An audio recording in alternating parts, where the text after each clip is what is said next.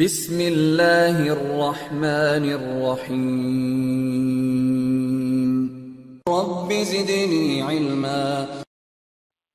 بسم اللہ الرحمن الرحیم۔ سامعین اکرام، یہ قرآن سننا.com کی پیشکش ہے۔ ہمارا انٹرنیٹ پر پتہ ہے www.quransunnah.com۔ بسم اللہ الرحمن الرحیم۔ سامعین اکرام، السلام علیکم ورحمۃ اللہ وبرکاتہ۔ جد دعوت تحیہ السلامہ میں 12 نومبر 1999 کو ایک 3 روزہ اسلامی سمپوزیم منعقد کیا گیا۔ یہ تاریخی اسلامی سمپوزیم وزارت شؤون اسلامیہ والاوقاف مملکت سعودی عرب کی زیر نگرانی منعقد ہوا۔ اس تاریخی تقریب کی کیسٹیں ہم آپ کی خدمت میں جد دعوت سینٹر حی السلامہ کے تعاون سے پیش کرنے کی سعادت حاصل کر رہے ہیں۔ اس 3 روزہ اسلامی سمپوزیم میں ہند پاک اور سعودی عرب کے ممتاز علماء نے تقاریر کی، وجوہات فرمائی، قرآن کریم کی 10 وصیتیں، خطیب مقرر ہیں حضرت شیخ حفیظ رحمان مبارک پوری علی پر سبزی مدارتی سینٹر۔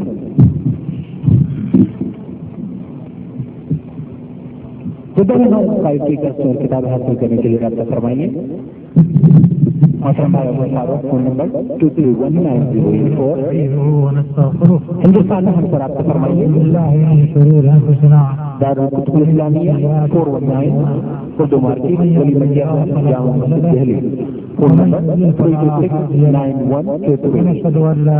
ای میل پر رابطہ فرمائیے darulkutub@yahoo.com۔ آگرہ میں رابطہ فرمائیے۔ فإن خير الحديث محمد اقبال فون نمبر وخير 303 صلى الله عليه وسلم وشر الأمور محدثاتها فرمائیے۔ وكل قرآن محدث کریم کی 10 وصیتیں حضرت شیخ حفیظ رحمان مبارک پوری۔ وكل ضلالة في النار۔ أعوذ بالله من الشيطان الرجيم، بسم الله الرحمن الرحيم۔ قال الله تعالى في كلامه المجيد وفرقانه الحميد: قل تعالى واتل ما حرم ربكم عليكم الا تشركوا به شيئا وبالوالدين احسانا ولا تقتلوا اولادكم من املاق نحن نرزقكم واياهم ولا تقربوا الفواحش ما ظهر منها وما بطن ولا تقتلوا النفس التي حرم الله الا بالحق ذلكم وصاكم به لعلكم تذكرون لعلكم تعقلون۔ یہ قرآن مجید کی ایک آیت ہے جو میں نے آپ کے سامنے تلاوت کی، اور اس آیت سے آگے مزید 2 آیتیں ہیں جو اسی موضوع اور مضمون سے تعلق رکھتی ہیں۔ ان جملہ آیات میں اللہ تعالیٰ نے 10 باتوں کا حکم دیا ہے یا ان سے منع کیا ہے، اور ان سب کے بارے میں یہ فرمایا ہے کہ یہ وصیت ہے جو اللہ تعالیٰ نے تمہیں کی ہے۔ وصیت یا عہد یا حکم، یہ سب ایسے الفاظ ہیں جو عربی میں قریب قریب ایک طرح کا معنی ایک طرح کا مطلب رکھتے ہیں، البتہ کچھ نہ کچھ فرق ضرور ہے، اور فرق اہمیت اور تاکید کا ہے۔ ایک بات کا اگر مطلق حکم دیا جائے تو اس کو انجام دینا اور اس کو بجا لانا ضروری ہے، اس سے ہٹنے اور بھاگنے کی گنجائش نہیں ہے۔ اگر ہٹتے ہیں یا بھاگتے ہیں تو اس حکم کی خلاف ورزی اور سرتابی ہوتی ہے۔ اب وہی حکم اگر زیادہ مؤکد کرنا ہے تو یہ کہا جاتا ہے کہ اس بات کی آپ کو وصیت کی جا رہی ہے، یا اس بات کا آپ کے ساتھ عہد کیا جا رہا ہے، یا اس بات کا آپ سے عہد لیا جا رہا ہے۔ قرآن مجید میں عہد لینے کا یا عہد کیے جانے کا تذکرہ کئی بار آیا ہے اور کئی حکموں کے بارے میں آیا ہے۔ جب کسی بات کے بارے میں کہا جائے کہ اس کی تاکید آپ کو کی جا رہی ہے، یا اس کا عہد آپ سے لیا جا رہا ہے، یا اس کی وصیت آپ کو کی جا رہی ہے، تو اس کے معنی یہ ہے کہ اس بات کا حکم دینے میں جو اہمیت ہے اس میں کچھ اضافہ ہوا ہے اور کچھ زیادتی ہوئی ہے۔ تو یہ قرآن مجید کی جو آیات ہیں، ان آیات میں اللہ تعالیٰ نے جن باتوں کا حکم دیا ہے ان باتوں کو وصیت سے تعبیر کیا ہے۔ وصیت کے معنی یہ ہے کہ یہ باتیں ذرا مزید دوسری باتوں کے مقابلے میں زیادہ پختہ اور زیادہ اہم ہیں۔ حضرت موسیٰ علیہ السلام اللہ تعالیٰ کے پیغمبر تھے، بڑے معروف پیغمبر تھے، ان کی بڑی عظمت تھی، بڑے جلیل القدر اور بڑے عظیم الشان پیغمبر تھے۔ اللہ تعالیٰ نے جن چند پیغمبروں کو اولو العزم قرار دیا ہے، ان اولو العزم پیغمبروں میں سے ایک صاحب عزم پیغمبر تھے، صاحب شریعت پیغمبر تھے۔ اس اعتبار سے ان کی اہمیت جو کچھ ہے وہ آپ کو معلوم ہے۔ پھر اللہ تعالیٰ نے ان کے اوپر احکامات نازل کیے، بنو اسرائیل کا رہنما اور پیغمبر بنانے کے بعد ان پر احکامات نازل کیے، مصر کے اندر بھی نازل کیے اور مصر سے نکلنے کے بعد بھی نازل کیے۔ ان سارے احکامات کو ہم احکام کہیں گے، اللہ تعالیٰ کو حکم کہیں گے، لیکن ان احکامات میں 10 احکامات ایسے تھے جن کو وصیت کہا گیا، اور وہ وصایا عشرہ کے نام سے مشہور اور معروف ہیں، اور یہود میں آج تک ان 10 احکامات کے تعلق سے یہ اہمیت برابر چلی آ رہی ہے کہ یہ 10 وصایا ہیں، یعنی ان کی اہمیت دوسرے احکامات کے مقابلے میں زیادہ ہے۔ اور اس اہمیت کا اندازہ اس سے بھی کیا جا سکتا ہے کہ مدتوں حضرت موسیٰ علیہ السلام مصر کے اندر فرعون اور اس کی قوم کو ایمان کی ہدایت، ایمان کی رہنمائی کرتے رہے، ایمان کی دعوت دیتے رہے، بنو اسرائیل کو ایمان کے راستے پر چلاتے رہے اور اس کے تقاضے اور معانی و مطالب سمجھاتے رہے۔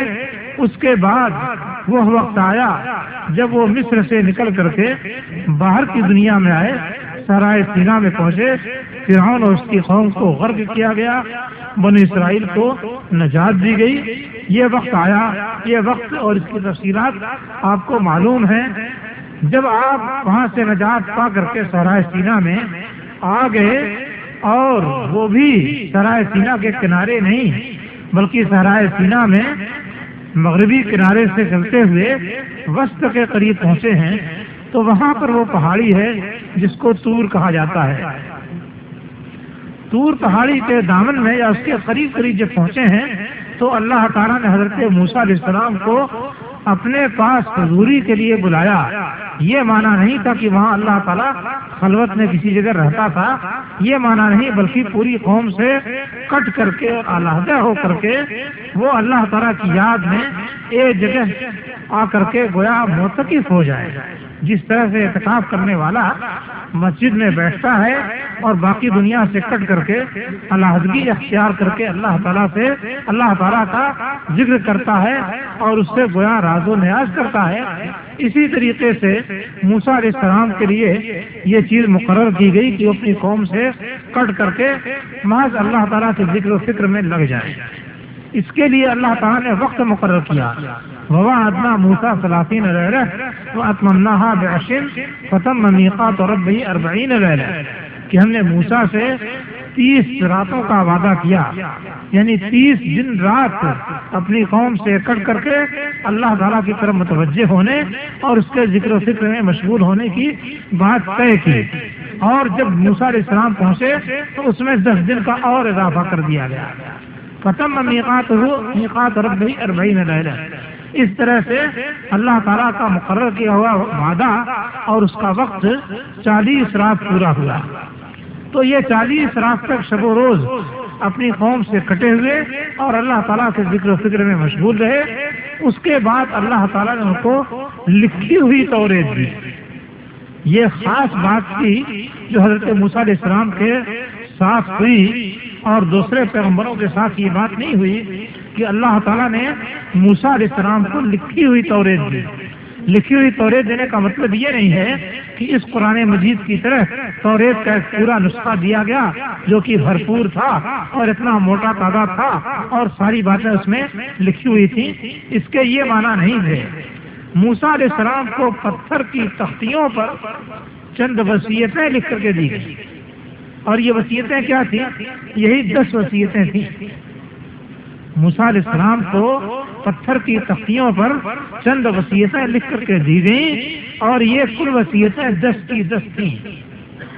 وہ پتھر کی تختی سمیت موسیٰ علیہ السلام کے حوالے کی گئیں اور اس تختی سمیت وہ اس کو لے کر کے اپنی قوم کے پاس واپس تشریف لائے اور ایک تابوت بنانے کا حکم دیا گیا، جس تابوت میں انہوں نے یہ تختیاں رکھی اور اس تابوت کو تابوت سکینت کہا گیا۔ اور اس تابوت میں اللہ تعالیٰ نے خصوصیتیں رکھی یا برکت یہ رکھی تھی کہ فی سکینۃ من ربکم وبقیۃ مما ترک آل موسیٰ وآل ہارون تحملہ الملائکہ، اس کے اندر تمہارے پروردگار کی طرف سے سکینت کی یہ بعد میں ایک پیغمبر پر، ایک فرشتے، ایک نبی پر آیت نازل ہوئی تو اس میں بتایا گیا کہ فلاں کو جو بادشاہ مقرر کیا گیا ہے اس کے بادشاہ ہونے کی نشانی یہ ہے کہ تمہارے پاس تابوت آئے گا، یہ سکینۃ من ربکم، اس کے اندر تمہارے پروردگار کی طرف سے سکینت ہے، وبقیۃ مما ترک آل موسیٰ وآل ہارون، اور آل موسیٰ اور آل ہارون نے جو کچھ چھوڑا ہے اس کا بقیہ ہے، تحملہ الملائکہ، اس کو فرشتے اٹھا رہے ہوں گے۔ یہ خاص جنگ کے موقع سے یہ بات نازل ہوئی تھی اور اللہ تعالیٰ نے ایک انسان کے بادشاہ ہونے کی نشانی بتائی تھی جو کہ بنو اسرائیل کا تقریباً پہلا بادشاہ تھا۔ بہرحال تو یہ تختیاں جو موسیٰ علیہ السلام کو دی گئیں، ان تختیوں کی اہمیت کا اندازہ اس سے آپ کر سکتے ہیں کہ موسیٰ علیہ السلام جب سے پیغمبر بنائے گئے تھے اس وقت سے ان پر وحی آ رہی تھی، اور جب تک ان کی وفات نہیں ہوئی اس وقت تک ان کے پاس وحی آتی رہی، اور اس پوری وحی کو آپ توریت کہیں گے، پوری وحی کو اللہ کا کلام کہیں گے، پوری وحی کو قابل تلاوت کہیں گے، سب کچھ کہیں گے، مگر اس پوری وحی میں سے اتنا حصہ جو 10 وصیتوں کا تھا اس کی اہمیت یہ تھی کہ اس کو دینے سے پہلے موسیٰ علیہ السلام کو بلایا گیا، 40 روز تک روزے اور اللہ کے ذکر و فکر میں ان کو مشغول رکھا گیا۔ اس کے بعد تختیوں پر لکھ کر کے وہ ہدایت و رہنمائی دی گئی اور اس کو ایک خاص قسم کے تابوت میں رکھنے کی ہدایت کی گئی، اور وہ تابوت میں رکھی ہوئی تھی اور بنو اسرائیل اس سے ہدایت و رہنمائی پاتے تھے۔ ان 10 باتوں کو جو کہ ان تختیوں پر لکھی ہوئی تھی وصایا عشرہ کہا جاتا ہے، 10 وصیتیں کہا جاتا ہے۔ آج بھی یہود کے اندر یہ 10 وصیتوں کے نام سے معروف اور مشہور ہیں، اور آج بھی ان احکامات کو وہ اہمیت اور وہ برکت والا حکم سمجھا جاتا ہے جو کسی اور چیز کو نہیں سمجھا جاتا، یعنی ان کی اہمیت جو ان کے نزدیک ہے وہ کسی اور چیز کی نہیں ہے۔ اس سے آپ اندازہ کر سکتے ہیں کہ کسی چیز کو اگر وصیت کہتے ہیں تو اس کی اہمیت کیا ہوتی ہے اور دوسرے احکامات کے مقابل میں وہ کس قدر شدید ہوتے ہیں۔ اس بات کو اگر سامنے رکھیں تو آپ کو یہ بات سمجھ میں آئے گی کہ اللہ تعالیٰ نے اس پورے قرآن مجید میں جن چند چیزوں کو وصیت کے لفظ سے تعبیر کیا ہے یا عہد کے لفظ سے تعبیر کیا ہے، اس کی جو اہمیت ہے وہ باقی سارے احکامات پر بالا تر ہے اور سب سے زیادہ بڑھ کر کے اہمیت اور فوقیت رکھنے والی چیز ہے۔ بات آ گئی ہے تو ضمن ایک بات اور آپ سے کہتا چلوں کہ یہ موسیٰ علیہ السلام کو جو تختیاں دی گئی تھیں اور ان پر جو 10 احکامات لکھے گئے تھے وہ 10 احکامات تقریباً وہی ہیں جو کہ یہاں پر اللہ تعالیٰ نے قرآن مجید میں مسلمانوں کو بتائے ہیں، اور ان 10 احکامات سے متعلق جو تختیاں تھیں اور جس تابوت میں یہ رکھی گئی تھی، یہ تختیاں کہاں ہیں اور یہ تابوت کہاں ہے، یہ بھی ایک مسئلہ ہے جو ہمارے جاننے کا ہے، اگرچہ اس کا ظاہر بات ہے کہ ہمارے عمل سے کوئی خاص فائدہ نہیں ہے، لیکن علمی حد تک یہ بات ہمارے ذہن میں رہنی چاہیے۔ کہتے ہیں واللہ عالم بات صحیح ہے یا صحیح نہیں ہے کہ یہ 10 وصیتیں جن تختیوں پر لکھی ہوئی ہیں وہ تختیاں اور تابوت اور حضرت موسیٰ علیہ السلام کا وہ ڈنڈا جس کے متعلق بہت سارے معجزات اور واقعات معلوم اور معروف ہیں، یہ سب کی سب آج روم کے اندر ہیں۔ روم میں جو کنیسہ ہے ان کا سب سے بڑا مرکزی مقام ہے عیسائیوں کا، اس کے اندر ہیں، اور مشہور یہ ہے کہ وہ ظاہر میں نہیں ہے بلکہ زمین کے نیچے مدفون ہیں۔ واللہ عالم بالصواب۔ اس کی حقیقت کیا ہے، یہ کہاں تک درست ہے، اس کا ظاہر بات ہے کہ ہمیں کوئی پکا علم نہیں ہے، لیکن جو بات مشہور ہے وہ ضمناً میں نے آپ کے سامنے ذکر کر دی۔ تو اب جب یہ بات معلوم ہوگی کہ وصیت کی اہمیت ہے، تو اس کے بعد ہم دیکھتے ہیں کہ اللہ تعالیٰ نے ہمیں کس بات کی وصیت کی ہے اور اس کی حقیقت اور نوعیت کیا ہے۔ ابھی میں نے آپ کے سامنے آیت پڑھی ہے، نبی کریم صلی اللہ علیہ وسلم کو اللہ تعالیٰ نے مخاطب کیا ہے اور فرمایا ہے کہ قل تعالوا اتل ما حرم ربکم علیکم اللہ تشرکوا بہ شیئا۔ اے پیغمبر، آپ لوگوں سے کہہ دیجئے کہ آؤ میں تم پر تلاوت کروں کہ تمہارے رب نے تمہارے اوپر کیا کیا پابندیاں عائد کی ہیں یا تمہارے اوپر کیا کیا چیزیں حرام کی ہیں۔ اب یہ بات کہہ لینے کے بعد فرمایا گیا کہ اللہ تشرکوا بہ شیئا۔ پہلی بات یہ ہے کہ اللہ تعالیٰ کے ساتھ کسی کو شریک نہ ٹھہراؤ۔ اس سے یہ معلوم ہوا کہ اللہ تعالیٰ کے سارے احکامات میں سب سے زیادہ اہمیت اور سب سے زیادہ تاکید اسی بات کی ہے کہ انسان کو شرک سے بچنا چاہیے۔ لہذا یہ مسئلہ ایسا ہے کہ اس کو بار بار ذکر کیا جانا چاہیے، بار بار اس کی نوعیت معلوم کی جانی چاہیے، بار بار اس کی کیفیت معلوم کی جانی چاہیے تاکہ انسان اس جرم سے بچے۔ اب آپ اندازہ کیجئے کہ جرم انسان کے بے شمار ہیں اور انسان تو پیدا ہی اس طرح کیا گیا ہے کہ اس سے غلطیاں ہو جاتی ہیں، گناہ صادر ہو جاتے ہیں، اللہ تعالیٰ کے احکام کی خلاف ورزیاں ہو جایا کرتی ہیں۔ تو یہ کوئی معصوم مخلوق نہیں ہے، بلکہ اگر انسان کوئی فرشتوں جیسی معصوم مخلوق ہوتا تو حدیث کے اندر ہے کہ اللہ تعالیٰ ایسی مخلوق پیدا کرتا جو گناہ کرتی اور اللہ سے معافی مانگتی۔ تو سب سے زیادہ اہم بات انسان کے اندر یہ بتائی گئی کہ وہ گناہ کرنے کے بعد اللہ سے معافی مانگے۔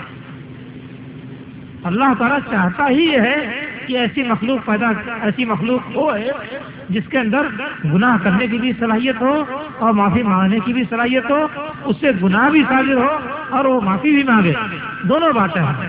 اگر ایسی بات انسان کے اندر نہ ہوتی تو اللہ کسی اور مخلوق کو لاتا ہے۔ حدیث کے اندر یہ کہا گیا ہے، اپنی طرف سے بات میں نہیں کہہ رہا ہوں۔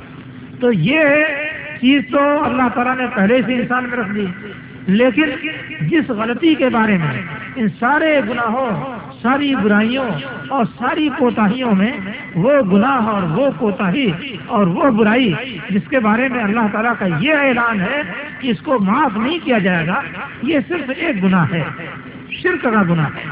اس کے بارے میں اللہ تعالیٰ نے یہ بات قطعی کر دی ہے کہ اس کو معاف نہیں کرے گا۔ اگر کوئی شرک پر قائم رہتا ہوا اس دنیا سے گزر گیا، مر گیا اور اس دنیا سے چلا گیا تو اس کی بخشش نہیں ہوگی۔ ان اللہ لا یغفر ان یشرک بہ ویغفر ما دون ذلک لمن یشاء۔ اللہ تعالیٰ اس بات کو نہیں بخشے گا کہ اس کے ساتھ شرک کیا جائے، اور اس کے علاوہ جس گناہ کو چاہے گا اللہ تعالیٰ بخش دے گا۔ دو جگہوں پر اللہ تعالیٰ نے یہ بات قرآن مجید میں کہی ہے اور بتائی ہے، اور گویا صاف صاف اپنا فیصلہ بتا دیا ہے۔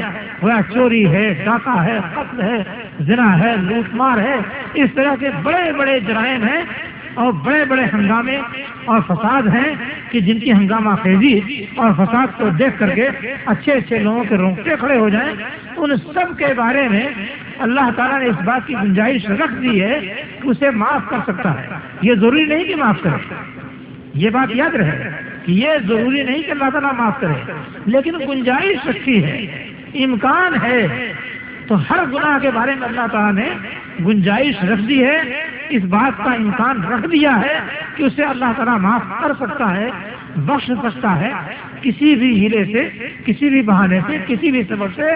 اگر انسان اس گناہ کو کرتے ہوئے اس دنیا سے گزر گیا بغیر توبے کے اور بغیر اللہ سے معافی مانگے ہوئے، تو بھی اللہ تعالیٰ نے گنجائش رکھی ہے کہ اس گناہ کو معاف کر دیا جائے یا اس کی سزا میں کٹوتی کر دی جائے، اس کی سزا میں کمی کر دی جائے۔ یہ سارے امکانات اللہ تعالیٰ نے تمام قسم کے گناہوں میں رکھے ہیں، لیکن شرک کے سلسلے میں ایسا کوئی امکان نہیں چھوڑا ہے کہ اس کو اللہ تعالیٰ معاف کرے۔ اگر کوئی شرک پر قائم رہتے ہوئے دنیا سے چلا گیا تو اس کی بخشش نہیں ہوگی۔ دو جگہ اللہ تعالیٰ نے یہ فرمایا، حضرت عیسیٰ علیہ السلام کو جب مبعوث فرمایا اور انہوں نے لوگوں کو دعوت و تبلیغ دینی شروع کی تو کیا کیا باتیں لوگوں کو بتائی تھی؟ ان میں سے ایک بات کا اللہ تعالیٰ ذکر کرتا ہے کہ انہوں نے یہ کہا کہ دیکھو اللہ تعالیٰ میرا اور تمہارا جو پروردگار ہے اس کی تم لوگ پوجا کرو اور اس کے ماں سوا کسی اور کی عبادت و پوجا نہ کرو. انہ من یشرک باللہ فقد حرم اللہ علیہ الجنہ ومأواہ النار. جس نے اللہ کے ساتھ شرک کیا تو اللہ نے اس پر جنت حرام کر دی ہے اور اس کا ٹھکانہ جہنم ہے. تو یہ فیصلہ حضرت عیسیٰ علیہ السلام کی زبان سے اللہ تعالیٰ نے بنو اسرائیل کو سنایا اور پھر اسی فیصلے کو قرآن مجید نے نوٹ کر کے رکھ دیا قیامت تک کے لیے، تاکہ جو بھی آنے والے ہیں وہ اس فیصلے کو پڑھیں اور اس بات کو جان لیں کہ جس نے اللہ کے ساتھ شرک کیا اللہ نے اس پر جنت حرام کر دی ہے اور اس کا ٹھکانہ جہنم ہے. اور اللہ تعالیٰ نے فرمایا ہے کہ وَمَن يُشْرِكْ بِاللَّهِ فَكَأَنَّمَا خَرَّ مِنَ السَّمَاءِ فَتَخْطَفُهُ الطَّيْرُ أَوْ تَهْوِي بِهِ الرِّيحُ فِي مَكَانٍ سَحِيقٍ. جو شخص اللہ کے ساتھ شریک کرے تو اس کی مثال ایسے ہی ہے جیسے کہ گویا وہ آسمان سے گر گیا. اب جنت تو اللہ تعالیٰ نے بنائی آسمان میں یا اس سے بھی کہیں براء البراء، اور یہ شخص جس نے شرک کیا وہ آسمان ہی سے گر گیا تو اب وہ جنت میں کہاں جائے گا؟ وہ تو اور زیادہ دور ہو گیا. اور پھر آسمان سے بھی گرا تو صحیح سالم زمین پر نہیں آ سکا. فتخطفہ الطیر، آسمان سے گر کر کے ابھی وہ زمین پر جا رہا تھا کہ بیچ سے چڑیا نے اچک لیا. اب چڑیا نے جب اچک لیا تو ظاہر بات ہے کہ اس کی ہلاکت تو وہیں آ گئی اور چڑیا وہیں اس کو نوچ کر کے اور بوٹی بوٹی کر کے کھا جائے گا. چڑیا کھا جائے گی اس کو اور یہ شخص صحیح سالم رہے گا ہی نہیں کہ وہ کسی اور جگہ پر جا سکے. اور اگر چڑیا نے نہیں اچکا تو اور تحوی بہ الرِّیح فی مکان صحیح، یا ہوا کے جھونکے نے، ہوا کے جھٹکے نے اس کو کہیں دور دراز مقام پر لے جا کر کے پھینک دیا. اتر رہا تھا سعودی عرب میں، ہوا نے اٹھا کے پھینک دیا اس کو افریقہ کی کسی چٹان پر یا کسی پہاڑی میں جہاں درندوں اور جنگلی وحشیوں کے علاوہ کوئی نہیں ملے گا جو اس کے ساتھ خیر خواہی کا سلوک کرے. تو اس کی مثال شرک کرنے والے کی مثال ایسے ہی ہے کہ وہ آسمان سے گر گیا، بلندی سے پستی کی طرف آ گیا، بیچ میں اس کو شیطان نے اچک لیا، یا یہ کہ ہوا نے اس کو کہیں ایسی دور دراز جگہ پھینک دیا کہ جہاں سے اس کا سلامت پلٹنا ممکن ہی نہیں رہ گیا. تو شرک کے بارے میں اللہ تعالیٰ نے یہ سختی کی ہے. اس لیے لگے ہاتھوں ہمیں یہ بات چند الفاظ میں جان لینے کی ضرورت ہے کہ شرک ہے کیا، شرک کی نوعیت و کیفیت کیا ہے. یہ بات ہمیں جان لینے کی ضرورت ہے. مختصر طور سے ہم ذہن میں رکھ لیں اور جب اس کو تفصیل کے ساتھ اپنے معاملات میں دیکھنا شروع کریں گے تو تفصیل خود بخود سمجھ میں آتی چلی جائے گی. دیکھیے شرک کیا ہے. اللہ تعالیٰ کے ساتھ اس کی ذات میں یا اس کی صفات میں یا اس کے اختیارات میں یا اس کے حقوق میں کسی چیز کو شریک کرنا. بڑی چھوٹی سی تعریف ہے، چند لفظوں میں ہے، اور جب آپ اس کو پھیلانا شروع کریں گے تو پوری کی پوری کتاب تیار ہو جائے گی. اللہ تعالیٰ کے ساتھ کسی چیز کو اس کی ذات میں شریک کرنا یا اس کی صفات میں شریک کرنا یا اس کے تصرف و اختیار میں شریک کرنا یا اس کے حقوق میں شریک کرنا، یہ چار صورتیں ہیں. شرک کی ساری قسمیں اور ساری چیزیں اسی چار کے اندر آ کر کے محصور ہو جاتی ہیں، اسی میں گھری ہوئی ہیں. ان میں سے میں ہر ایک کی تھوڑی تھوڑی سی وضاحت کر دوں تاکہ یہ شرک کی بات آپ کے ذہن میں اس طرح محفوظ رہے کہ آپ اس سے بچ سکیں. حضرت عمر بن خطاب رضی اللہ تعالیٰ عنہ نے ایک موقع پر کہا تھا کہ تنقض عرى الاسلام عروة عروة اذا لم يبق في الاسلام منع الجاہلیہ. اسلام کی کڑیاں ایک ایک کر کے بکھیر دی جائیں گی جب اسلام میں وہ آدمی باقی نہیں رہے گا جس نے کی جاہلیت کو جانا ہو. جاہلیت کو جانے بغیر اسلام کو ٹھیک ٹھیک سمجھا نہیں جا سکتا ہے. تو اسی طریقے سے شرک کو جانے بغیر آپ ٹھیک ٹھیک توحید نہیں اختیار کر سکتے. خطرہ رہے گا کہ شرک کو نہیں جانتے ہیں تو انجانے میں کہیں اس گناہ کے اندر نہ پڑ جائیں. اس لیے شرک کو جاننے کی ضرورت ہے اور اطمینان سے فارغ اوقات میں کتابیں لے کر کے، لوگوں کی لکھی باتیں لے کر کے اس کو پڑھنے اور دیکھنے اور سمجھنے کی ضرورت ہے، اور اس شرک کو سمجھ کر اس سے بچنے کے سلسلے میں کسی قسم کی عصبیت آڑے نہیں آنے چاہیے، اس لیے کہ زندگی چند روزہ ہے، اگر اسی شرک پر مر گئے تو اس کے بعد ہمیشہ کے لیے خیریت سے محروم ہو گئے۔ اور اگر یہاں پر ہم نے سنبھال لیا اپنے آپ کو اور صحیح راستے کو معلوم کر لیا اور اسے اختیار کر لیا، چاہے کسی کی موافقت ہوتی ہو چاہے کسی کی مخالفت ہوتی ہو، تو انشاءاللہ تعالی کم از کم دائمی عذاب سے تو بچ جائیں گے، اور اللہ تعالیٰ کی گرفت اگر ہوئی بھی تو کسی نہ کسی وقت اللہ تعالیٰ اس گرفت سے معافی دے بھی دے گا۔ اور یہ بھی ممکن ہے کہ ہمارے اس احتیاط کی وجہ سے کہ ہم شرک میں نہ پڑیں، اللہ تعالیٰ ویسے بھی معافی دے دے، اس کے ہاں کوئی کمی نہیں ہے۔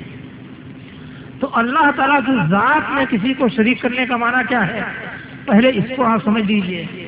اللہ تعالیٰ کی ذات کے بارے میں آپ جانتے ہیں کہ اس کی ذات وحدہ لا شریک ہے، اور اس سے زیادہ کوئی بات تو نہیں جانی جاتی ہے۔ تو اللہ تعالیٰ کی ذات جیسی کوئی اور ذات مان لیں، جیسے کہ ایران کے لوگ تھے، کہتے تھے کہ خیر کو پیدا کرنے والا اہرمن ہے، یزداں ہے، اور شر کو پیدا کرنے والا اہرمن ہے۔ گویا اس کائنات کے دو خالق و مالک ہیں اور دو رازق ہیں، دو نظام چلتا ہے اس کائنات میں، اور دو نظام کو چلانے والی دو ہستیاں ہیں، ایک کو وہ یزداں کہتے تھے اور ایک کو اہرمن کہتے تھے۔ تو ظاہر بات ہے کہ دونوں دو ذات ہیں اور دو ذات کا حصہ تسلیم کیا گیا۔ اسی طریقے سے اگر کسی کو اللہ تعالیٰ کا بیٹا تسلیم کر لیا جائے یا کسی کو اللہ کی بیوی تسلیم کر لیا جائے تو اس میں بھی ذات کے اندر شرکت پائی جاتی ہے۔ آپ دیکھ لیجئے کہ اللہ تعالیٰ نے جوڑے کس طریقے سے مقرر کیے گئے ہیں۔ انسان کی جو بیوی ہوتی ہے وہ بھی انسان ہوتی ہے، ذات میں دونوں شریک ہوتے ہیں۔ جانور کی جو جوڑا ہوتا ہے یا اس کی جو جوڑی ہوتی ہے وہ بھی اسی قسم کی ہوتی ہے۔ بکرے کی جوڑی بکری ہی ہوتی ہے، بکرے کی جوڑی اونٹ سے ہی ہوتی ہے۔ اسی طریقے سے آپ جتنی چیزوں کو دیکھ لیجئے کہ جتنی چیزیں جوڑا ہیں وہ سب کی ذات سب کی سب اپنی ذات سے مشترک ہے۔ تو اگر اللہ تعالیٰ کے لیے بیوی تسلیم کر لیں تو بیوی جو ہے وہ بھی اللہ کی ذات کے اندر شریک ہو جائے گی۔ باپ اور بیٹے جو ہیں یہ بھی ذات کے اندر شریک ہوتے ہیں۔ انسانوں کی جو اولاد ہے وہ بھی انسان ہے، اور جو انسانی خصوصیات ہیں وہ جس طرح باپ کے اندر ہیں اسی طرح بیٹے کے اندر ہیں۔ ان خصوصیات میں تھوڑی سی کمی بیشی تو ہوتی ہے، طاقت اور کمزور ہونے کے اعتبار سے دونوں میں کچھ فرق تو ہوتا ہے، لیکن اصل خصوصیات سب کے اندر ایک ہی رہتی ہیں۔ یہ نہیں ہے کہ باپ جو ہے وہ ہاتھ سے کام کرتا ہو تو بیٹا پاؤں سے کام کرتا ہو، باپ جو ہے وہ آنکھوں سے دیکھتا ہو تو بیٹا ناک سے دیکھتا ہو، یہ تو کبھی نہیں ہوتا ہے۔ ذات کے اندر دونوں ایک ساتھ شریک ہوتے ہیں، اور اصل شرکت اصل معاملے کے اندر دونوں کی شرکت ہوتی ہے۔ اس کے بعد یہ ہو سکتا ہے کہ باپ کی نگاہ کمزور ہو، بیٹے کی نگاہ اس سے زیادہ طاقتور ہو، یا باپ کی نگاہ طاقتور ہو، بیٹے کی نگاہ کمزور ہو، یہ تو ہو سکتا ہے۔ باپ جو تھا وہ پیدل چلتا تھا، بیٹا گاڑی چلا چلتا ہے، اور اس کے بعد آنے والا بیٹا جو ہے وہ ہوائی جہاز لے کر اڑاتا ہے، اور باپ جو ہے وہ کنڈے کا قلم کاٹتا تھا اور اس سے کاغذ پر کتابت کرتا تھا، لکھتا تھا۔ بیٹے نے آنے کے بعد ٹائپ رائٹر اور اس کے بعد کمپیوٹر پر کتابت کرنی شروع کر دی۔ تو یہ سب چیزیں تو ہوتی ہیں، تھوڑا سا فرق ہوتا ہے، لیکن اصل خصوصیات میں سب شریک ہوتے ہیں۔ تو اگر اللہ کے لیے اللہ کی ذات جیسی کوئی اور ذات تسلیم کی جائے تو یہ بھی ذات میں شرکت ہے، اور اللہ کے لیے بیوی تسلیم کریں تو یہ بھی ذات میں شرکت ہے، اللہ کے لیے اولاد تسلیم کریں تو یہ بھی ذات کے اندر شرکت ہے۔ یہ شرکت سے ذات ہے، اور اسی لیے یہود و نصارہ جو ہیں یہ مشرک ہیں، اور کتابی ہونے کے باوجود اللہ تعالیٰ نے بار بار قرآن مجید میں ان کو مشرک کہا ہے۔ هو الذی اخرج الذین کفروا من اہل الکتاب، اور لم یکن الذین کفروا من اہل الکتاب والمشرکین۔ تو ہر جگہ اللہ تعالیٰ ان کو کافر کہا، کہیں مشرک کہا، یہود سے نصارہ سے کہا کہ لا تقولوا ثلاثہ انتہوا خیر لکم، تم تین معبود نہ قرار دو، اس سے بعد آ جاؤ، یہی تمہارے لیے بہتر ہے۔ نصارہ سے یہود کے متعلق بتایا وقالت الیہود عزیر ابن اللہ، یہود کہتے ہیں کہ عزیر اللہ کے بیٹے ہیں، تو بہرحال اس دنیا میں کوئی بھی انسان اپنے آپ کو اللہ کا بیٹا کہے یا اللہ کے بیٹے جیسا کہے تو نہایت ہی کمینے درجے کا اور نہایت ہی سنگین درجے کا مجرم ہے، اور کسی صورت سے اس کی بات پر یقین نہیں کیا جا سکتا، جبکہ بعض لوگ اپنی بزرگی کے دعوے میں مسجد نبی کے اندر بیٹھ کر کے کہتے ہیں کہ صاحب مجھ سے اللہ نے کہا ہے کہ تو میرے بیٹے کے مثل ہے۔ تو بہرحال یہ تو ذات کے اندر شرک ہو گیا، اور اس طرح کی جتنی باتیں آپ کے سامنے آئیں ان کو آپ آسانی سے سمجھ سکتے ہیں کہ یہ شرک سے ذات یا اس کی طرف لے جانے والی چیز ہے۔ دوسری چیز ہے کہ اللہ تعالیٰ کی صفات میں کوئی شریک نہیں ہو سکتا ہے۔ صفات میں شریک نہ ہو سکنے کا جو معنی ہے وہ بھی آپ چند لفظوں میں سمجھ لیجئے۔ آپ کسی چیز کو دیکھتے ہیں، کسی چیز کو سنتے ہیں، کسی چیز کو جانتے ہیں، یہ باتیں آپ جانتے ہیں اور زندہ بھی ہیں۔ آپ زندہ بھی ہیں، آپ کو زندہ ہونے میں تو کوئی شبہ نہیں۔ زندہ اللہ تعالیٰ بھی ہے۔ کیا اس زندگی میں آپ اور اللہ تعالیٰ زندہ ہونے میں ایک دوسرے کے شریک اور ساتھی ہیں؟ اس کا تصور کیا جا سکتا ہے؟ بالکل نہیں کیا جا سکتا۔ لفظ دونوں پر ایک ہی بولا جا رہا ہے، آپ کو بھی زندہ کہا جا رہا ہے اور اللہ کو بھی زندہ کہا جا رہا ہے، لیکن جس معنی میں اللہ کو زندہ کہا جا رہا ہے اس معنی میں آپ کو قطعاً زندہ نہیں کہا جا رہا، اور جس معنی میں آپ کو زندہ کہا جا رہا ہے اس معنی میں اللہ تعالیٰ کو زندہ نہیں کہا جا رہا ہے۔ اسی طریقے سے آپ دیکھتے ہیں اور اللہ بھی دیکھتا ہے، لیکن آپ کے دیکھنے میں اور اللہ کے دیکھنے میں کوئی اشتراک نہیں ہے، قطعاً ایک نقطے کا بھی اشتراک نہیں ہے۔ آپ کا دیکھنا بالکل دوسرے معنی میں ہے، اللہ کا دیکھنا بالکل دوسرے معنی میں ہے۔ آپ کا سننا بالکل دوسرے معنی میں ہے اور اللہ کا سننا بالکل دوسرے معنی میں ہے۔ اللہ تعالیٰ نے قرآن مجید میں خود اس معاملے کو واضح کر دیا ہے۔ پہلے فرمایا کہ لیس کمثلہ شیء، اور اس کے بعد فرمایا کہ وہ سمیع البصیر۔ اللہ تعالیٰ جیسی کوئی چیز نہیں ہے، اور اللہ تعالیٰ سننے والا ہے، دیکھنے والا ہے۔ تو سننے والا اور دیکھنے والا تو انسان بھی ہے، اور سننے والا اور دیکھنے والا اللہ بھی ہے، لیکن یہاں ایسا نہیں ہے کہ ایک انسان اور دوسرے انسان جس طرح ایک دوسرے کے مثل ہیں سننے اور دیکھنے میں، اسی طریقے سے انسان میں اور اللہ تعالیٰ میں دیکھنے اور سننے میں کسی طرح کی مماثلت ہے، یہ بات نہیں ہے۔ قطعاً اشتراک کا کوئی ایک نقطہ اور کوئی ایک خط اور کوئی لکیر بھی موجود نہیں ہے۔ تو یہ دو تین مثالیں ہیں، انہی مثالوں پر اللہ تعالیٰ کی تمام صفات کو قیاس کر سکتے ہیں۔ یہ بات اس لیے جاننے کی ضرورت ہے کہ اللہ تعالیٰ اپنے آپ کو رؤوف اور رحیم کہتا ہے، اور اسی لیے آپ دیکھتے ہیں کہ بہت سارے لوگوں کا نام عبد الرؤوف ہوتا ہے، بہت سارے لوگوں کا نام عبد الرحیم ہوتا ہے۔ اچھا، یہی صفت اللہ تعالیٰ نے، اسی صفت سے اللہ تعالیٰ نے نبی صلی اللہ علیہ وسلم کو بھی متصف کیا ہے۔ عزیز علیکم عزیز علیکم ما عنتم بالمؤمنین رؤوف الرحیم۔ مقصود یہ لفظ ہے کہ نبی کریم صلی اللہ علیہ وسلم کو اللہ تعالیٰ فرمایا کہ بالمؤمنین رؤوف الرحیم، کہ مومنین کے ساتھ آپ رؤوف اور رحیم ہیں۔ تو رؤوف نبی کریم صلی اللہ علیہ وسلم کو بھی کہا گیا ہے، اور رؤوف اللہ تعالیٰ کا نام بھی ہے۔ رحیم نبی کریم صلی اللہ علیہ وسلم کو بھی کہا گیا ہے، اور رحیم اللہ تعالیٰ کا بھی نام ہے، لیکن یہاں صفت میں کوئی اشتراک نہیں ہے۔ جس طرح ہمارے زندہ ہونے میں اور اللہ تعالیٰ کے زندہ ہونے میں کوئی اشتراک نہیں، ہمارے دیکھنے میں اور اللہ تعالیٰ کے دیکھنے میں کوئی اشتراک نہیں، ہمارے سننے میں اور اللہ تعالیٰ کے سننے میں کوئی اشتراک نہیں، اسی طریقے سے نبی کریم صلی اللہ علیہ وسلم کے رؤوف ہونے میں اور اللہ تعالیٰ کے رؤوف ہونے میں کوئی اشتراک نہیں، نبی کریم صلی اللہ علیہ وسلم کے رحیم ہونے میں اور اللہ تعالیٰ کے رحیم ہونے میں کوئی اشتراک نہیں۔ سب صفتیں ایک دوسرے سے بالکل الگ الگ ہیں، یہاں صرف الفاظ ایک ہیں، الفاظ یکساں ہیں، ورنہ الفاظ کے جو معانی ہیں ان معانی میں کسی طرح کی کوئی شرکت اور کوئی اشتراک نہیں ہے۔ یہ چند مثالیں ہیں جن سے آپ اللہ تعالیٰ کے ناموں میں آئی ہوئی تمام صفات کو قیاس کر سکتے ہیں کہ اللہ تعالیٰ اپنی صفات میں بھی اسی طریقے سے متفرد ہے جس طریقے سے کہ وہ اپنی ذات میں متفرد ہے، جیسے اس کی ذات کے ساتھ کوئی دوسری ذات شریک نہیں ہے، اسی طرح اس کی صفات کے ساتھ کسی کی کوئی دوسری صفت بھی موجود نہیں ہے اور شریک نہیں ہے۔ اس کے بعد تصرف اور اختیار کا معاملہ آتا ہے کہ اللہ تعالیٰ کے تصرف اور اختیار میں کوئی شریک نہیں ہے۔ اللہ تعالیٰ کا تصرف اور اختیار کیا ہے؟ یہ تو ایسی چیز ہے جو ہماری اور آپ کی نگاہوں کے سامنے ہے۔ اللہ تعالیٰ نے اس آسمان و زمین کو پیدا کیا، بدیع السماوات والارض، اس نے آسمانوں کو بغیر کسی مادے کے پیدا کر دیا اور زمینوں کو بغیر کسی مثال اور مادے کے پیدا کر دیا۔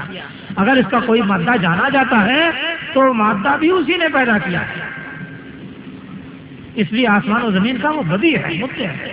تو آسمان و زمین کو اس نے پیدا کیا، سورج اور چاند اور ستاروں کو پیدا کیا، اور پھر بار بار اس بات کو قرآن مجید میں مؤکد کیا گیا ہے کہ یہ سب کے سب سورج اور چاند اور ستارے یہ اللہ تعالیٰ کے سامنے مسخر ہیں، اللہ نے ان کو تمہارے فائدے کے لیے مسخر کیا ہے۔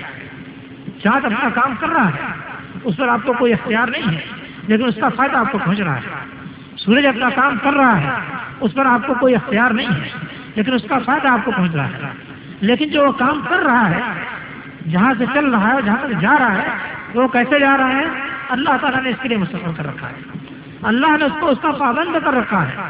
اس پوری کائنات کو ایک خاص نظام کا پابند کر رکھا ہے، اس نظام کے مطابق وہ چیز چلتی ہے اور اپنا کام کرتی جاتی ہے، آپ کو فائدہ بھی پہنچاتی ہے اور وقت آیا تو آپ کو نقصان بھی پہنچائے گی۔ تیز چھری ہے، جانور کی گردن پر چلا دیجئے، ذبح ہو گیا، اس کے بعد کھال اتار کر کے آپ اس کو پکا لیجیے اور کھا لیجیے۔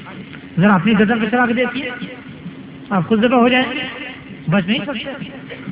تو اللہ تعالیٰ نے اس چھری کو ایک قانون کا تابع بنا دیا ہے، اس قانون پر چھری عمل کرتی رہے گی، چاہے گردن پر جانور کی گردن میں پھرے یا کسی انسان کی گردن میں پھرے۔ یہ نہیں ہو سکتا کہ آپ چاہیں کہ صاحب جانور ذبح ہو جائے تو ذبح ہو اور نہ ذبح ہو سکے تو چھری پھیرتے رہے، ذبح نہ ہو، یہ نہیں ہو سکتا ہے۔ اس کی ایک بہت سیدھی اور صاف مثال آپ یہ دیکھ لیجئے کہ آگ میں اللہ تعالیٰ نے خصوصیت رکھی ہے کہ جتنے مادے جلنے والے ہیں آگ میں ڈال دیے جائیں جل جائیں۔ تو آگ کی خصوصیت اللہ نے جلانا رکھی ہے۔ اب آپ جا کے آگ میں کھڑے ہو جائیں اور نہ جلیں، یہ تو نہیں ہو سکتا۔ پانی کی خصوصیت رکھی ہے کہ اس کو آگ پر ڈال دیجیے، آگ بجھ جائے گی، تو آپ پانی ڈالتے جائیں گے، آگ بجھتی چلی جائے گی۔ یہ نہیں ہو سکتا کہ پانی ڈالتے جائیں اور یہ سوچیں کہ نہ بجھے تو نہیں بجھے گی، یہ نہیں ہو سکتا۔ تو ہماری آپ کی قوت و صلاحیت کیا ہے کہ اللہ تعالیٰ نے اس پوری کائنات میں جس کے اندر جو خصوصیت رکھی ہے اس کی اس خصوصیت سے فائدہ اٹھائے، بس ہماری آپ کی کل ساتھ لے دے کر کے ہے۔ جبکہ اللہ تعالیٰ کی قوت اور اس کا اختیار اور اس کی قدرت کیا ہے کہ اگر وہ چاہتا کہ آگ جلائے تو جلاتی رہے گی، اگر وہ چاہتا کہ نہ جلائے تو اٹھا کے حضرت ابراہیم علیہ السلام کو پھینک دیجیے اور دیکھیے جلاتی ہے نہیں جلاتی ہے۔ تو اللہ تعالیٰ کی قوت اور اس کی قدرت، اس کا اختیار، اس کا تصرف یہ ہے کہ اس کائنات کو جس نظام کے مطابق چلا رہا ہے یہ کائنات اسی نظام کے مطابق چلتی رہے، اور جس دن اور جس وقت جس نظام کے بارے میں چاہے کہ وہ اپنا اثر نہ ڈالے تو اپنا اثر نہیں ڈالے گا، وہ چیز اپنا اثر نہیں ڈالے گی اور کند ہو کر کے رہ جائے گی۔ حضرت ابراہیم علیہ السلام کو آگ میں ڈالا گیا، اللہ نے چاہا کہ آگ نہ جلائے تو آگ نہیں جلا سکے۔ دجال آئے گا، وہ ایک مومن کو پکڑے گا اور اس کو پھاڑ کر کے دو ٹکڑے کر دے گا، اس کو آدھے پر سے دو ٹکڑے کر دے گا، جسم کا ایک حصہ اس جانب ایک حصہ اس جانب، اور اٹھا کر کے دور پھینک دے گا، اور دور پھینکنے کے بعد کہے گا کہ اچھا اب میری خدائی کا منظر دیکھو، بلکہ پہلے ہی کہہ پا رہے گا کہ میں اپنی خدائی اپنی الوہیت دکھلاتا ہوں، تو اس کو پھاڑ کے دو ٹکڑے کرے گا، ایک کو ادھر پھینکے گا دوسرے کو ادھر پھینکے گا، اس کے بعد کہے کہ آ جاؤ صاحب اٹھ کے آنے لگے گا۔ اب جب اٹھ کر کے آئے گا تو دیکھنے والا کہیں کہ واقعی یہ تو الہ معلوم ہوتا، اللہ معلوم ہوتا ہے، ورنہ کہا کہ اٹھ کے آ جاؤ تو اٹھ کے آ گیا۔ تو اس کے بعد اس سے پوچھے گا کہ اب تو تم کو معلوم ہوگا کہ میں اللہ ہوں، تو وہ شخص کہے گا کہ مزدد تو فیک اللہ بصیرت، اب تو تیرے بارے میں میری بصیرت اور بڑھ گئی اور پختہ طریقے سے معلوم ہو گیا کہ واقعی تو وہی دجال ہے جس کی خبر نبی کریم صلی اللہ علیہ وسلم نے دی تھی۔ پھر وہ پکڑے گا، اب یہ دیکھنے کا ہے، اب وہ پھر پکڑے گا اور چھری لے گا اور اس کو پٹک کر کے اس کی گردن پر چھری چلائے گا تاکہ اس کو ذبح کر دے، تو سب چھری کام ہی کرے گی۔ اور جب وہ چھری چلائے گا اس کو ذبح کرنے کے لیے، جس کو ابھی چند منٹ پہلے 2 ٹکڑے کر کے الگ الگ کر دیا تھا اور دور دور پھینک کر کے کہا تھا کہ آ جا، تو اس کے آ گیا تھا، اب اس کی گردن پر چھری چلائے گا تو چھری اثر ہی نہیں کرے گی۔ تو یہ ہے اللہ تعالیٰ کا تصرف جس کو آپ دیکھ رہے ہیں، سمجھ رہے ہیں۔ یہ تصرف خالص اللہ تعالیٰ کے ساتھ مخصوص ہے، اور اللہ تعالیٰ نے اس کی قوت و قدرت کسی کو نہیں دی ہے۔ ہم یہ سمجھتے ہیں کہ صاحب پیغمبر معجزہ دکھلاتے ہیں اور بزرگان دین اور اولیاء کرام کرامتیں دکھلاتے ہیں، لہذا ان کو بھی اس طرح کے تصرف کی قوت حاصل ہے۔ ہمارا یہ فہم اور ہماری یہ سمجھ ہمارے لیے بڑی خطرناک ہے۔ کچھ غالباً میں نے آپ کے سامنے تذکرہ کیا اس سے پہلے بھی، لیکن آج میں اس کو ذرا اور واضح کر دینا چاہتا ہوں کہ پیغمبروں سے جو معجزات صادر ہوتے ہیں یا اولیاء کرام سے جو کرامتیں صادر ہوتی ہیں، ان کی حیثیت ہے کیا، ہوتی کیسے ہیں۔ اس سلسلے میں حضرت موسیٰ علیہ السلام کے واقعے کو لے لیجئے، میں نبی کریم صلی اللہ علیہ وسلم کے واقعہ بیان کروں گا آپ کے سامنے۔ موسیٰ علیہ السلام کے واقعے کو پہلے لے لیجئے کہ وہ مصر میں ایک شخص کو قتل کر کے اپنے پکڑے جانے کے خوف سے بھاگے، مدین آ گئے، مدتوں وہاں رہے، شادی بھی کر لی اور تقریباً 10 برس کی مدت انہوں نے بکری چرانے میں گزاری، اس کے بعد واپس گئے۔ لمبا قصہ ہے۔ مقصود یہ ہے کہ واپس جا رہے تھے تو طور پہاڑ کے قریب سے جب گزر رہے تھے تو ان کو ضرورت تھی آگ کی، دیکھا تو شعلہ نظر آ رہا تھا، اپنے اہل سے کہا کہ ٹھہرو میں وہاں جاتا ہوں، یا تو لکڑی کا کوئی بڑا سا بھوٹا جلتا ہوا لے کر کے آؤں گا اور اس کو جلا کر کے ہم لوگ آگ تاپیں گے، یا کم از کم وہاں کوئی ایسا آدمی مل جائے گا جو مجھ کو راستہ بتا دے۔ اس بات کو سوچ کر کے وہ جلتی ہوئی آگ کے پاس گئے، اور جب وہاں پہنچے تو کیا ہوا، وہی ہوا جو کہ شاعر کہتا ہے کہ خدا کی دین کا موسیٰ سے پوچھیے احوال، کہ آگ لینے کو جائیں پیغمبری مل جائے۔ تو لینے تو گئے تھے آگ، لیکن وہاں تو ان کو اللہ تعالیٰ نے پیغمبری دے دی۔ اچھا، پیغمبری سے متعلق اللہ تعالیٰ نے اپنی آیات ان کو سنائی، اپنے احکام سنائے، اپنی باتیں سنائی۔ اس کے بعد ایک بات اور کی، کہا کہ وما تلک بیمینک یا موسیٰ، یہ تمہارے ہاتھ میں، دائیں ہاتھ میں کیا چیز ہے؟ انہوں نے کہا ہے یہ عصای، یہ میرا ڈنڈا ہے، اتوقع علیہا واحش بہا علی غنمی ولی فیہا مآرب اخری، میں اس پر ٹیک لگاتا ہوں، اپنی بکریوں کے لیے پتے جھاڑتا ہوں، اور دوسری چیزیں بھی ہیں جن کا کام میں اس سے لیتا ہوں۔ کیا کیا کام ڈنڈے سے لیا جاتا ہے، مفسرین نے لمبی چوڑی تفصیل لکھی ہے اور بڑی دلچسپ تفصیل لکھی ہے۔ بہرحال انہوں نے اللہ تعالیٰ سے اتنی بات کی، اللہ تعالیٰ نے کہا کہ القھا یا موسیٰ، اس ڈنڈے کو ذرا پھینک دو۔ اب موسیٰ علیہ السلام ڈنڈے کو پھینک دیا، فالقاها فاذا هي حية تسعى، انہوں نے ڈنڈے کو پھینک دیا تو سانپ بن کر کے دوڑنے لگا۔ اب سانپ بن کر دوڑنے لگا تو کیا کیفیت ہوئی؟ اللہ تعالیٰ نے تو اتنے ہی پر یہاں تذکرہ کیا ہے، اتنا ہی تذکرہ کر کے دوسری بات کہہ دی ہے جس میں خفیف سا اشارہ ہے، لیکن دوسری جگہ سورہ قصص اور سورہ شعراء میں اس کو ذرا سا تفصیل کے ساتھ بیان کیا ہے۔ فرمایا ہے کہ فلما رآہا جان فلما رآہا تہتز کأنہا جان ولى مدبرا ولم یوقع، جب موسیٰ علیہ السلام نے اس ڈنڈے کو دیکھا کہ یہ تو حرکت کر رہا ہے، ہل رہا ہے، سانپ محسوس ہو رہا ہے، تو اللہ مدبرا ولم یوقع، تو پیٹھ پھیر کر کے بھاگے اور پلٹ کر نہیں دیکھا۔ یہ دیکھ رہے ہیں موسیٰ علیہ السلام صاحب، ابھی ڈنڈا تھا ہاتھ میں، اللہ نے کہا پھینک دو، پھینک دیا۔ جب پھینک دیا وہ سانپ نظر آنے لگا تو اب ان کی ہمت جواب دے گئی، پلٹ کر بھاگے اور گھوم کر دکھانے کی حقیقت ہے کیا، ڈنڈا ہی ہے یا سانپ ہے۔ اور جب گھوم کر بھاگے تو اللہ تعالیٰ نے کیا فرمایا، اقبل ولا تخف انہ لا یخاف لدی المرسلون، کہا کہ پلٹ کر آؤ، ڈرو نہیں، میرے پاس پیغمبر ڈرا نہیں کرتے ہیں۔ اللہ تعالیٰ نے ان کو تسلی دی، کہا کہ آ جاؤ پلٹ کر کے، ڈرو مت، پیغمبر ہو، پیغمبر کو ڈرنا نہیں چاہیے۔ جب اتنی بات اللہ تعالیٰ نے ان کو بتائی اور یہ تسلی دی تو اس کے بعد موسیٰ علیہ السلام پلٹ کر کے آئے، اور پلٹ کر آئے تو اللہ تعالیٰ نے کیا فرمایا، خذھا ولا تخف، اس کو پکڑ لو، یہ جو دوڑتا ہوا سانپ نظر آ رہا ہے اس کو پکڑ لو اور ڈرو نہیں۔ سنعیدھا سیرۃ الاولیٰ، اس ڈنڈے کو پھر ہم اس کی پچھلی حالت میں پلٹا دیں گے، یعنی یہ جو سانپ بنا ہوا ہے یہ پھر پلٹ کر کے ہمارے ذریعے سے پلٹ کر کے یہ ڈنڈا ہو جائے گا. یہ نہیں کہ ہم نے تم کو کیا اور وہ سانپ ہو گیا. بالکل صاف بات ہے کہ موسیٰ علیہ السلام کو تو یہ پتا بھی نہیں تھا کہ یہ ڈنڈا سانپ بن جائے گا. یہ سرے سے پتا بھی نہیں تھا. اور جب ڈنڈا سانپ بن گیا تو اس کے بعد ان کو یہ بھی پتا نہیں تھا کہ یہ پکڑنے سے کاٹے گا نہیں. ایک تو یہ اور دوسرے یہ کہ یہ پھر ڈنڈا ہو جائے گا. ان کو پتا نہیں تھا.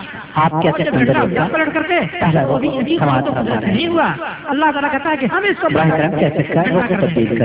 موسیٰ علیہ السلام نے یہ تجربہ کیا اور اس بات کو سیکھ لیا کہ اس ڈنڈے کے ساتھ اللہ تعالیٰ نے یہ کرامت وابستہ کر دی ہے.